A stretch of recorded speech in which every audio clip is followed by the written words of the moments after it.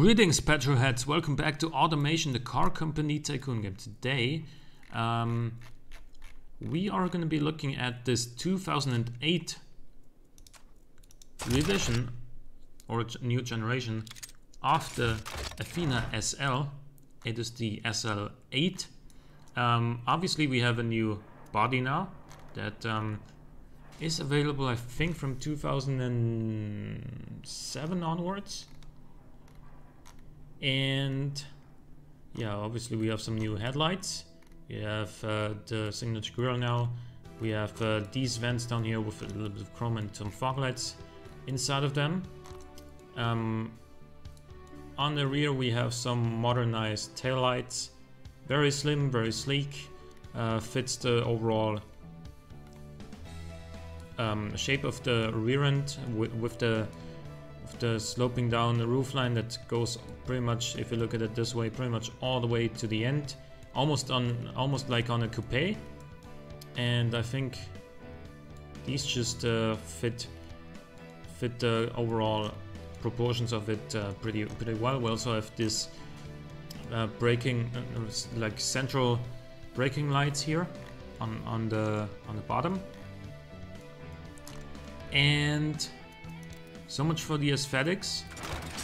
This is a glued aluminum chassis with aluminum panels, always spawns front, multi-link rear. And why full aluminum? Obviously because it's light, it's prestigious, and it's not quite as expensive as carbon fiber. And in any case, you're not fooling anyone. Even if you have carbon fiber panels, this is still going to be a heavy car. And engine-wise, this is the exact same engine that you get in the SM650. I wasn't sure what generation it was. It's the sixth one, right? The 2005 one with the 5-liter 375 horsepower V8. Yeah, that is the exact same engine. And it does its job really well on this car. 5.3 seconds 0 to 100. How much of a top speed? 291.9. So that's really good. And we got 255 rear tires, 225s up front, 19-inch alloy rims, sports tires because they put the power down best. Carbon ceramics all around, because this is a prestigious and expensive car. It deserves to get those as standard. Fully clad under tray, as pretty much always. No cooling flaps in this one. Do we really? Yeah, we actually do benefit from it greatly in terms of fuel consumption. Cooling is a little higher than necessary.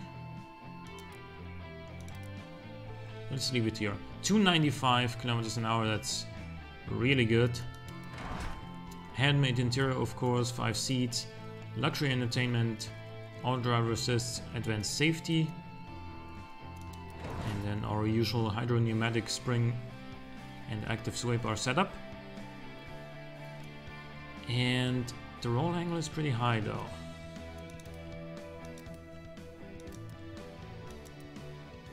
Yeah, I figured that comfort would also go up if we stiffen the rear sway bar.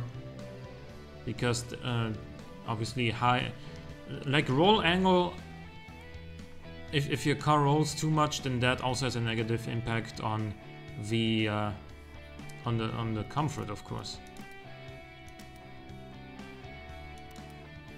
Let's get all the way up here to 300. Okay, that reduced roll angle to 4.3 rather than 5.1 when we started. And that's already a noticeable difference. So this will do 0 to 100 in 5.3 seconds. It'll do the quarter mile in less than 14 seconds for sure, but let's see just how quickly.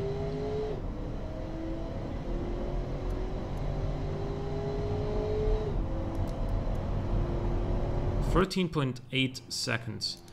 Now this, with this engine especially, and with this basic body shell, looks like a pretty decent competitor to the Jaguar XF, which was introduced in 2008 or late 2007, I can't remember. And the Jag did have the option of having a 5-liter V8 too, but that only came in 2010, and it had 385 horsepower. That one did 0 to 100 in 5.4 seconds, and was limited to 250 kilometers an hour, of course. This one isn't limited, and it does the deceleration just ever so barely quicker, just ever so slightly faster, and overall, like 13.23 liters per 100 kilometers is, of course, quite a lot, but realistically speaking, that's pretty much what the XF would use too. So it's not really, even though it is listed at 11.2 liters per 100 kilometers, that is of course only factory claim, and those claims are being calculated in ideal conditions where there's no air resistance or anything like that. So yeah, realistically speaking, it's not much. This is about on par with the Jag. And then there is of course one more version of this car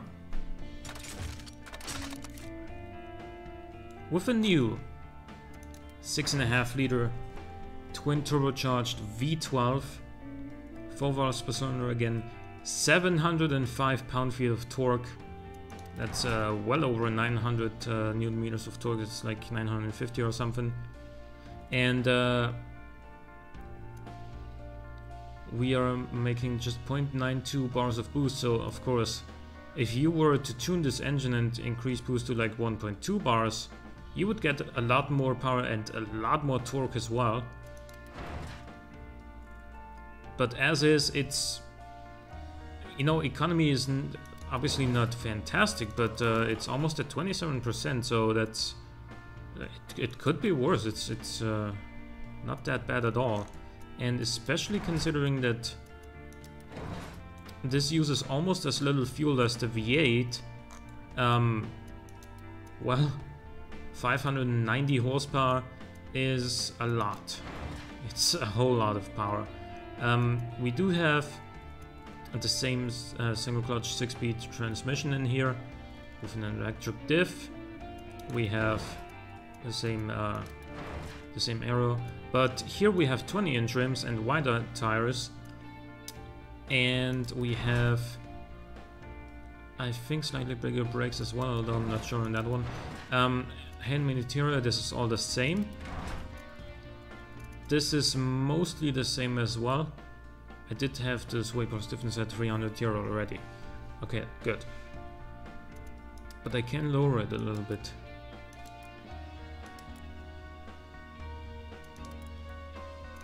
That's fine. 40.8 drivability is of course not particularly amazing, but it is still really good for a V12 rear-wheel drive saloon, for a V12 twin turbo rear-wheel drive car anyway. And let's see what this does here.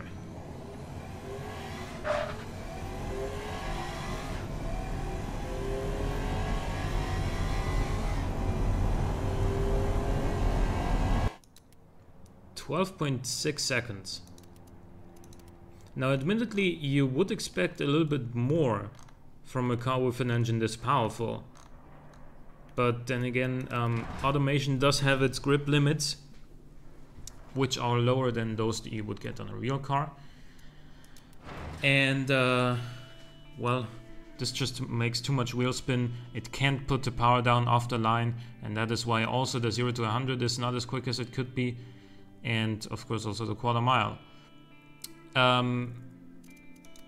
You do notice that quite, like at a certain point of performance, cars in automation just don't put the power down well enough anymore compared to real cars. And I don't know why that is, because we have electric limited slip diffs. Maybe those should be better in a sense, or maybe maybe the cars should just have a little bit more natural grip, or maybe that's just count, that should just count for rear-wheel drive cars. I don't know. I don't know what exactly is the problem. I just know its effects, and that is that rear-wheel drive cars just don't get off the line as quickly as they should. But let's see actually a longer acceleration run of this thing.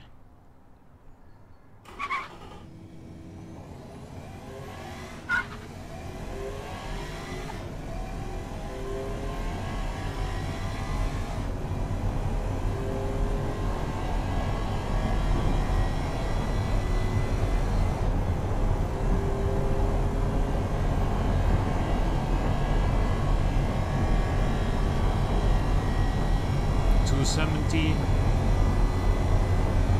$280,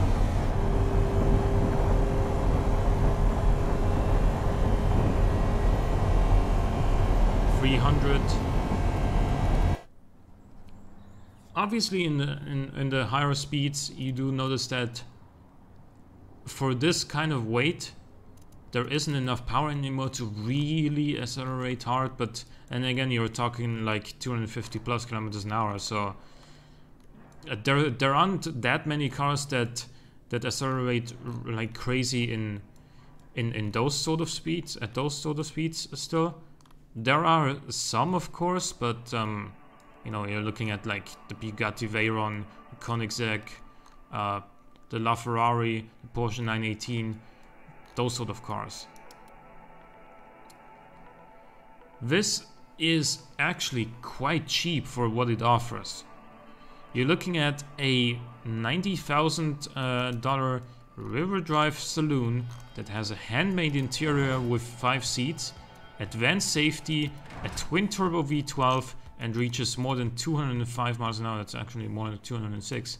That's so it's quicker than the Corvette ZR1, or faster. It's faster, not quicker accelerating. Faster in top speed than the Corvette ZR1.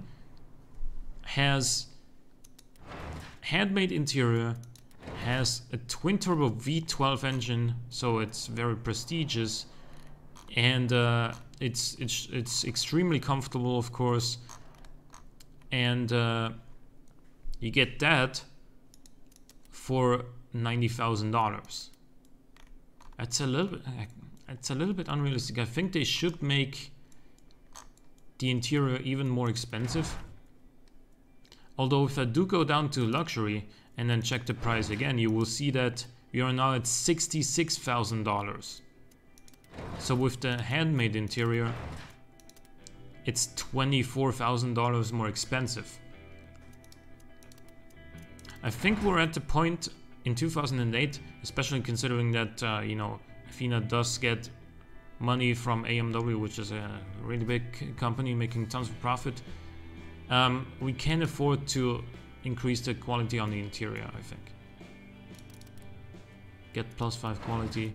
That should attract more people because of the better build quality. It's more comfortable, it's more prestigious as well. Yeah, now it costs an adequate amount of money. $125,000 seems way more adequate for this car than the $90,000 that it cost beforehand. Because $90,000 was pretty much like a GTR when it came out. Actually, a little bit more. Or how much did the GTR originally cost? I can't remember. Was it like 83,000, 85,000, something like that? So this would without the quality in the interior would be about the same price as a GTR, but would offer a handmade interior and a twin-turbo V12. While obviously not being as capable performance-wise, admittedly, but still. Let's also do that on the other model, on the 850. So +5 quality in here means that this one will cost you. Let's add some markup here as well. Yeah, 100,000 for the V8, 125,000 for the twin-turbo V12. That seems like a pretty good, not a pretty good, a pretty hefty price gap. A very meaningful one. But you do get a lot more. in terms of not only power, also speed. Just the fact alone that this is faster than the Corvette's LR1 on top speed, that alone is like really important, I think, for selling this car at this kind of price. Then again, it is significantly cheaper than any Rolls-Royce or Bentley you could buy while offering pretty much the same thing they offer. Twin turbo 12-cylinder engine, just like on the Bentley Continental, only this is even a little bit faster in top speed again.